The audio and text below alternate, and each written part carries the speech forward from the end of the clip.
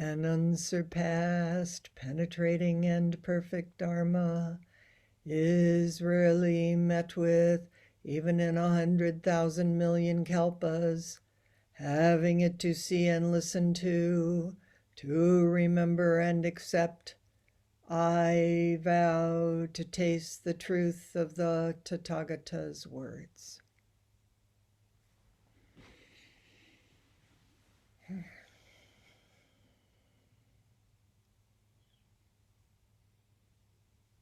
So we've been studying and practicing with the Jataka tales.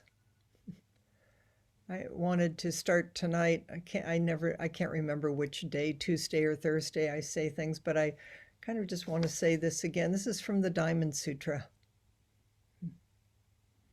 It's one of the core emptiness sutras teachings in our lineage in Buddhism. And it says, one should produce a thought in this manner.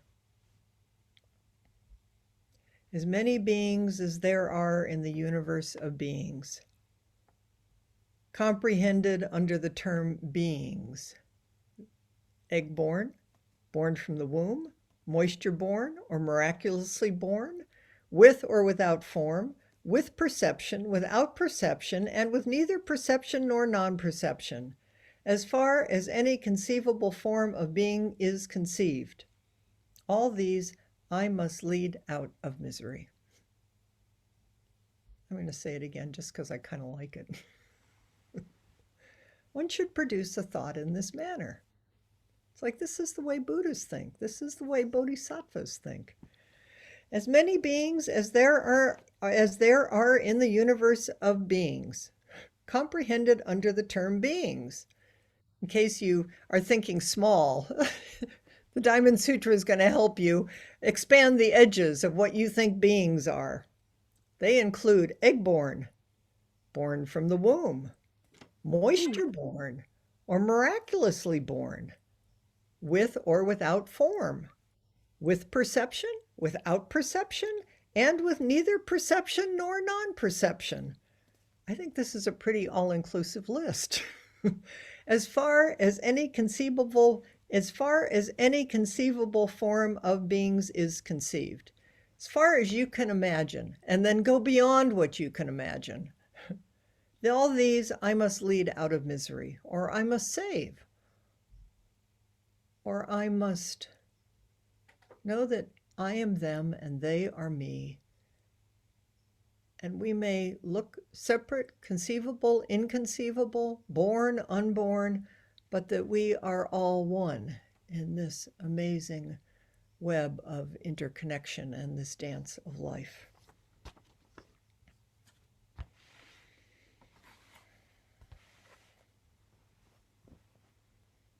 So maybe you saw or caught out of the corner of your eye the report that came out, I think yesterday, from the UN on the climate crisis. This isn't a surprise if we've been paying attention, and it is always a surprise and a source of grief and a wake up. It's so easy in the face of all of this to go to sleep. So I'm enjoying the Jataka tales.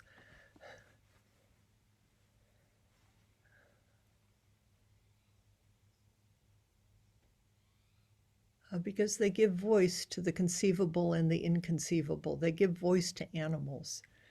I was thinking, maybe on Thursday I'll talk about one of the human beings, the lifetimes of the Buddha in the Jataka tales. But the stories are all, Buddha, as we know, Shakyamuni Buddha, had many, many, many lifetimes and has been everything and learned things and fell down and made mistakes in order to become a Buddha, to open his heart and his eyes.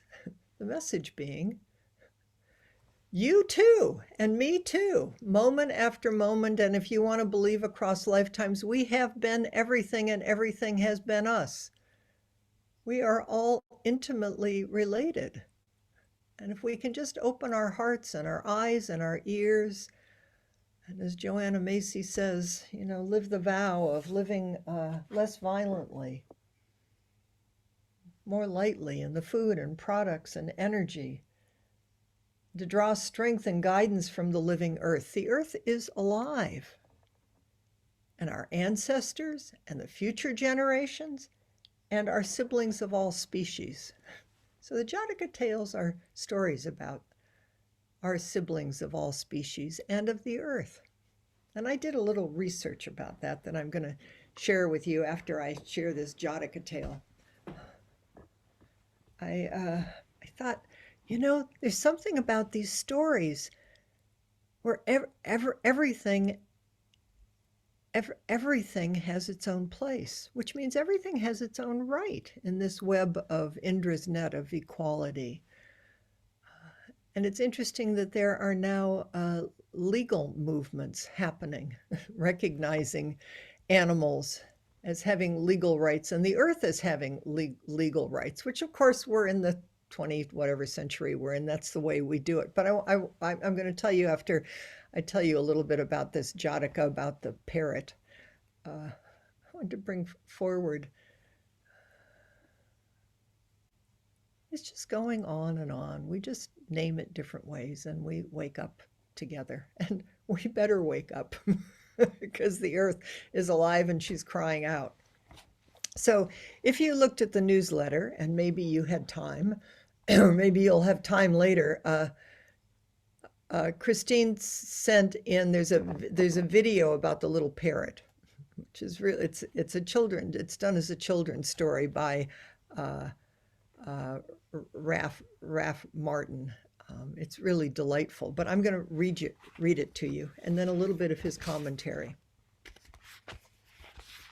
It's called The Brave Parrot. Being small in a big, troubled world. And you say, first of all, his commentary that the text for the little brave parrot remains elusive. It exists as a few lines of verse in the brief Jatakavasta, verses in praise of the Buddha's former lives, a short Scythian Khotanese text from just prior to 1000 CE. My goodness. An original also seems to exist as a carving at the Buddhist monument of Borobudur, as well as a painting at the Ajanta caves. So this story comes to us from across time and space. The brave parrot being small in a big, troubled world. The Buddha, and maybe you too, but here it says the Buddha was once a little gray parrot. When lightning sets a tree ablaze and her forest begins to burn, the parrot cries out a warning to others. Fire! Run to the river! And then she flies towards the safety of the river and its other shore. But as she flies, she sees below her animals and trees already trapped and surrounded by flames. And suddenly, she sees a way to save them. She flies to the river. The animals already huddled safely there are sure nothing more can be done. And each offers a valid reason for staying safely put where they are and not making any further efforts. But the little parrot says she has spotted a way, and so she must try. She wets her feathers in the river, fills a leaf cup with water, and flies back over the burning forest. Back and forth she flies, carrying drops of water. Her feathers become charred, her claws crack, her eyes burn red as coals. A god looking down sees her. Other gods laugh at her foolishness. But this god changes into a great eagle, flies down and tells her as it's hopeless to turn back. But she won't listen, but continues bringing drops of water. Seeing her selfless bravery, the god is overwhelmed and begins to weep. His tears put out the fire and heal all the animals, plants, and trees. Falling on the little parrot, the tears cause her charred feathers to grow back red as fire, blue as a river, green as a forest, and yellow as sunlight. And she is now a beautiful bird. The parrot flies happily over the healed forest she has saved. Let's all bow to the little parrot, never giving up. So here's a little bit of Raff's commentary on this. The brave parrot Jataka embodies the central bodhisattva vow of Mahayana Buddhism. To save, that is to liberate all beings from suffering. We already read that. Egg-born, born of the womb, wet-born, conceivable, inconceivable. Okay. The little parrot in this Jataka finds herself at a crossroads. She is capable of saving herself, but recognizes that is not enough. At the beginning of the story, the little parrot is content with her life. She has the gift of flight after all. But she is even happier at the end, having used her gift, not just for her own sake, but to liberate others. Her own great vow has become that much more real.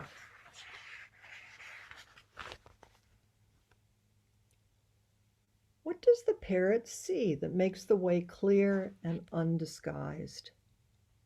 From high up, she sees how all is connected. Trees, rivers, mountains. From up high she sees far. But she sees beyond even that. She sees intimately and knows the forest as herself. This no-seeing is transformative. When the mind of the bodhisattva is awakened, seeing is doing. The ancient grit of me and my that stands like a veil between our seeing and doing is gone, gone, gone beyond, as the heart of the Perfect Wisdom Sutra says.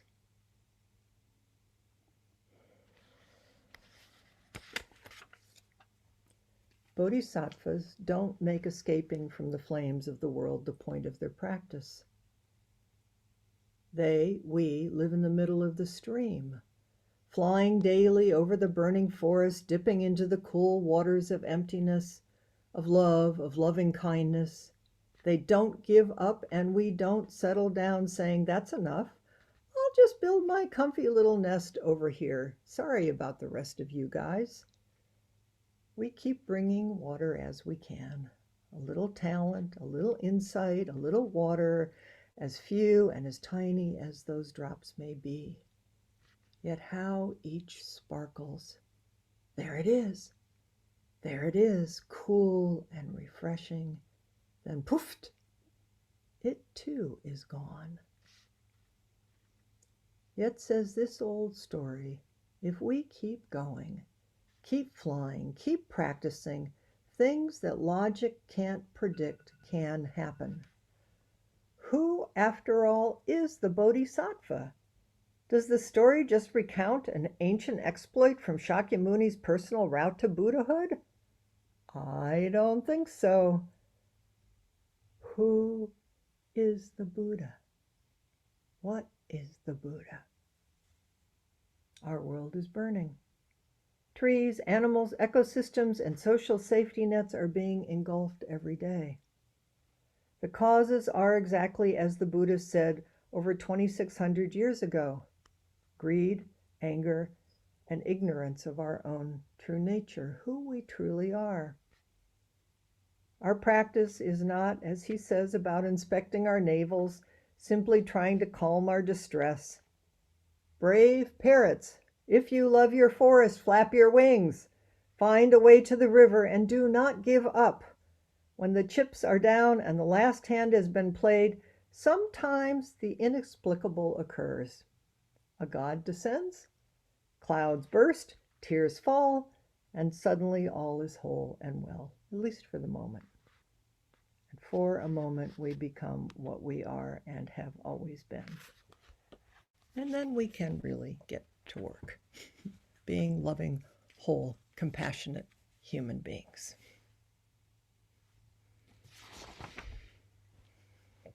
So this took me on a quest. So many different ways. I thought, oh, that little parrot is a sentient being, just like me and just like you. And so I Googled, that's what I'm inclined to do. And I Googled, what I finally came up with is a movement that's called Rights of Nature, and a movement to recognize and honor that nature has rights. It's one way to save the world. So I found an article in National Geographic, which I think will show up in the newsletter. There's a group called Non-Human Rights Project that's filed a case for Happy, the elephant in a Florida zoo, who they think is not happy. And it's actually been filed in the state's highest court. They've agreed to hear this. Is Happy just an elephant, or is Happy a sentient being with rights? It says, there is a deepening pool of scientific research that gives clear evidence that elephants and other animals, I'll bet even parrots, are smarter, more aware, and more emotional than previously thought. Now, in light of this, I didn't know this, maybe you did, a number of countries, including Germany, France, New Zealand, and the UK, have recognized in law the sentience of animals. We might sadly note the United States is conspicuously absent from this growing list. So here's some examples. In 2004, an attorney sued the US government on the grounds of its use of sonar to detect submarines as injurious to crustaceans. I remember that when that was filed, that it was hurting the ears of the dolphins and the whales. I don't know what happened with that. In 2011, an animal rights group, People for the Ethical Treatment of Animals, sued SeaWorld. Maybe you remember that. I think I do too, under the 13th Amendment for the enslavement of 5 orcas being forced to perform. 4 years later, the same group sued for copyright infringement. I do remember this, after a photographer claimed ownership of a picture that a monkey took of himself with the photographer's camera. We live in a strange world, so why don't we use it as best we can? In 2013, the Non-Human Rights Project argued in the New York State Supreme Court for personhood of 4 chimpanzees, 2 privately owned animals used in entertainment, and 2 research lab animals. And 4 years later, they also brought a case on behalf of 3 elephants in a traveling roadside zoo. See, these are Jataka tales. The elephants are waking us up, and we're waking each other up. Now, what's interesting, one of the things that was interesting to me is in these cases that were filed about the monkeys, the chimpanzees, and the 3 elephants, is experts who wrote the affidavits or briefs include scientists, 50 animal law professors, 12 philosophers, 5 Catholic theologians, and 2 habeas corpus scholars. So there's people getting on board here for these alive, sentient beings. –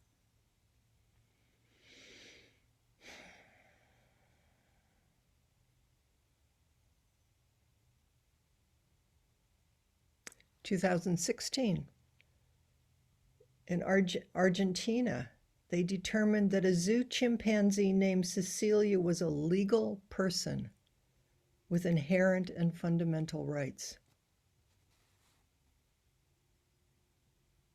There's also humans have a history of holding animals responsible for their actions and punishing them accordingly. It's like if you get rights, then it goes all the way around. Pigs, elephants, bulls, dogs, cows, and other animals have been tried, found guilty, oh dear, and executed for murder. Uh-oh. You get rights. We all have to be careful with how we treat each other.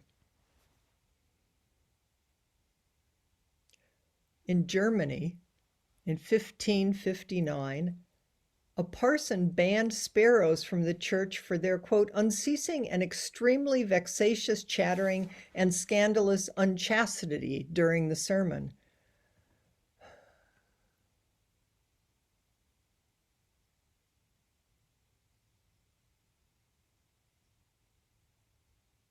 So animals as sentient beings,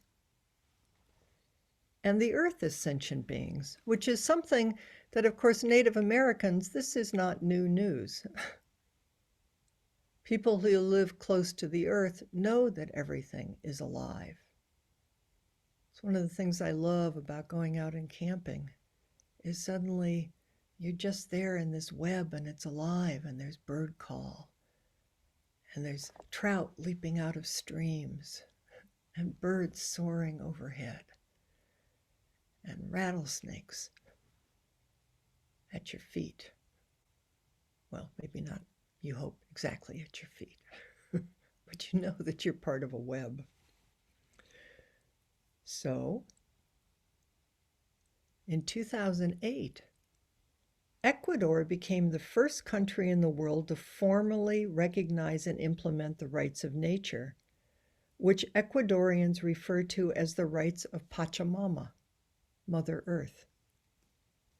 The constitutional provisions in Ecuador regard the rights of Pachamama state, where life is reproduced and occurs, that has the right to integral respect for its existence and for the maintenance and regeneration of its life cycles, structures, functions, and evolutionary processes.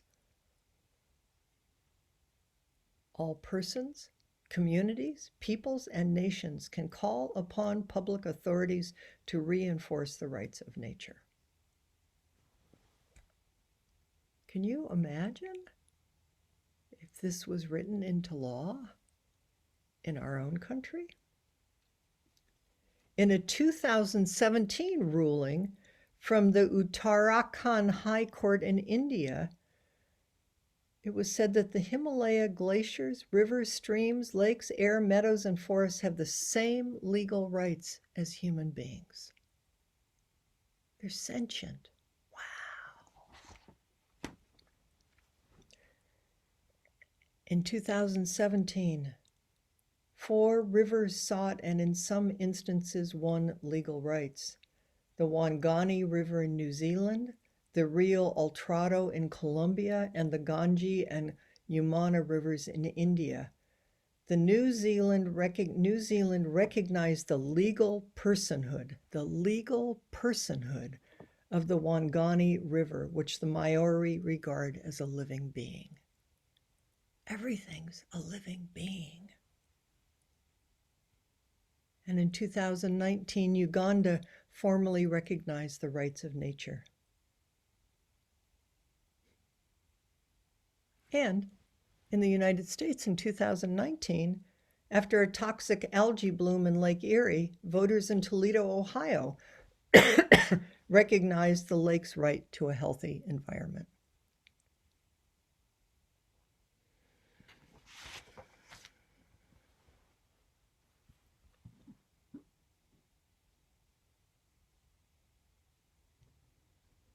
How would we live differently if we saw and knew each person and each thing not as a thing, but as a being alive. I thought it's so amazing that we're beginning to look at our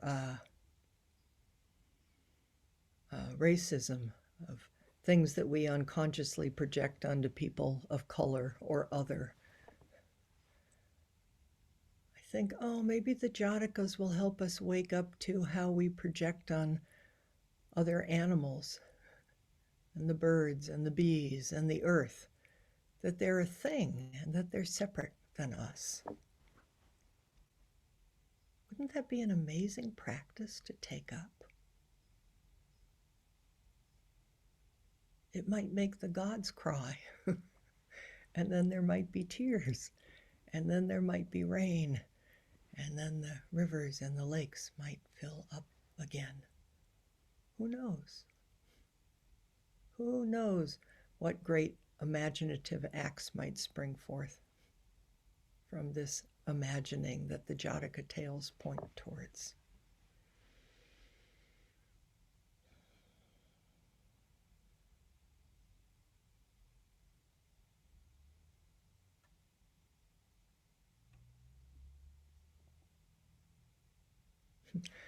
I was remembering, just looking outside, when we were in, Bruce and I were traveling someplace in I think Belize, and we went to a forest where there was a shaman who was showing us different plants.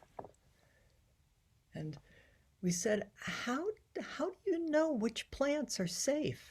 How do you know which ones are medicine? And she looked at us like we were crazy and said, well, there are these little beings that sit on the leaves and they point. If you know how to see and you walk through with a question, they'll point to you. They'll point out what you need. And then they also said, because I always think this is, you ever notice when you're outside and everything's kind of still, but there's one plant that for whatever reason is blowing in the wind?